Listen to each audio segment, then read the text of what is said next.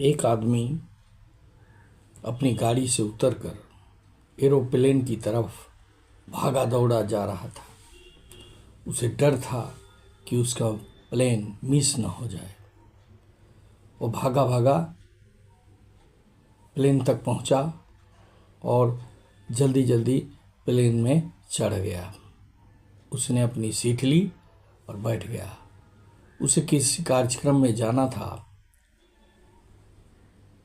जो उसके लिए बहुत महत्वपूर्ण था और बार बार अपनी घड़ी की ओर देख रहा था। प्लेन उड़ी, तब उस व्यक्ति ने राहत की सांस ली। लेकिन ये क्या, कुछ दूर जाने के बाद पायलट अनाउंस करता है कि मौसम बहुत ख़राब है, तूफान आ रही है, तूफान बहुत ज़ोरों से चल रही है, वर्षा हो रही है, विजिबल बहुत ख़राब है, आगे प्लेन नहीं जा सकता। उस व्यक्ति के होश उड़ गए। वह बार बार अपनी हाथ की में बंधी कलाई की घड़ी को देखता रहा, लेकिन प्लेन एक नज़दीक के एरोड्रम में उतर गया। वह उतरा और उसे लगा कि दौड़कर वह जहाँ जाना चाहता है वहाँ पहुँच जाए। वह एरोड्रम से बाहर आया। उसने लोगों से पूछा कि उस स्थान जहाँ वह जाना चाहता था वह कितना दूर है और अगर बाय रोड जाएगा तो कितना समय लगेगा।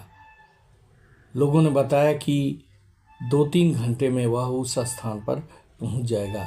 उसने एक कार किराए पर लिया और चल पड़ा अपनी मंजिल की ओर बाय रोड। लेकिन ये क्या, कुछ दूर जाने के बाद उसने देखा कि भारी तूफान वहाँ आया हुआ है, पेड़ रास्ते पर गिर गए हैं, आगे जाना मुश्किल है। ड्राइवर ने गाड़ी रोक दी और कहा, सर आगे जाना मुश्किल है, हम लोग जा नहीं सकते क्योंकि आगे का रास्ता बंद है। एक झोपड़ी से नुमा घर को देखकर उस ड्राइवर ने कहा कि यहीं पर आज पनाह ले लिया जाए। वे लोग उस घर के पास गए। घर का दरवाज़ा खटखटाया। तब एक औरत निकली। उसने कहा, क्या हम आज रात यहाँ गुजार सकते हैं जब तक तूफान थम न जाए। उस औरत ने हाथों से इशारा किया कि आप ठहर सकते हैं।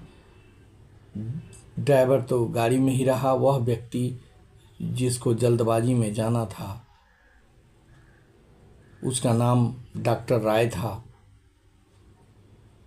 वह किसी कार्यक्रम में भाग लेने के लिए जिसका वह मुख्य अतिथि था, उसे जाना था। वह बड़ा अफसोस करते हुए वहीं रुक गया। वह औरत अपने पूजा पाठ में लग गई और बीच बीच में एक बच्चा जो उसके बगल में था उसे थपकी देकर सुलाने का प्रयास कर रही थी। वह बच्चा बहुत बेचैन था, वह बहुत बीमारग्रस्त था, लेकिन बार बार वह उसको हाथ से थपकी देते हुए अपना पूजा पाठ का कार्यक्रम करती रही। पूजा पाठ खत्म करने के बाद उसने उस व्यक्ति से कहा कि आपको कहाँ जाना था, कैसे कि क्यों यहाँ रुक गए। सारा वृत्तांत उस व्यक्ति ने उसे बताया। उस व्यक्ति ने पूछा, माता जी आप पूजा कर रही थी लेकिन आपका ध्यान इस बच्चे पर था जिसको बार बार थपकी देकर आप सुलाने का प्रयास कर रही थी, इसे क्या हुआ है। उसने कहा कि बाबू क्या बताएं, इसके माँ बाप नहीं हैं, मैं इसकी दादी हूँ। यही मेरे कुल का एक चिराग है, लेकिन इसे भयंकर बीमारी है। लोगों ने कहा कि इस बीमारी का इलाज डॉक्टर राय ही कर सकते हैं। मेरे पास इतना पैसा कहाँ कि मैं उस बड़े डॉक्टर के पास जा सकूं। इसीलिए भगवान से प्रार्थना कर रही हूँ कि किसी तरह से भगवान इस बच्चे का ऑपरेशन करवा दें और मेरा कुल का चिराग को बचा लें। उस व्यक्ति ने अचंभित होकर माताजी से कहा, माताजी, आपकी आराधना को ईश्वर ने सुन लिया। मैं स्वयं डॉक्टर रे हूँ, मैं आपके बच्चे का इलाज करूँगा, आप निश्चिंत रहें। ये जो तूफान आया वह ईश्वर ने ही करवाया और मुझे कार्यक्रम में जाने से रोका, क्योंकि उसका मकसद था आपको इलाज में मदद करवाना। इसलिए उन्होंने मुझे आगे जाने से रोक दिया और मैं बाध्य होकर आपके पास पहुंच गया। अब आपका बेटा का इलाज अवश्य होगा।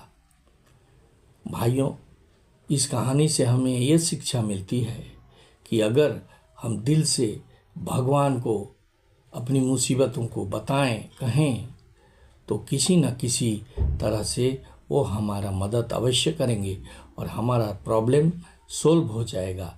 लेकिन हम दिल से करते ही नहीं हैं।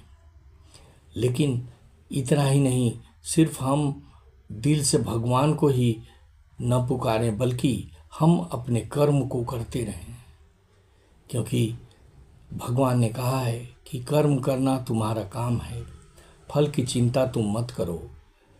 फल भगवान देगा, ईश्वर देगा।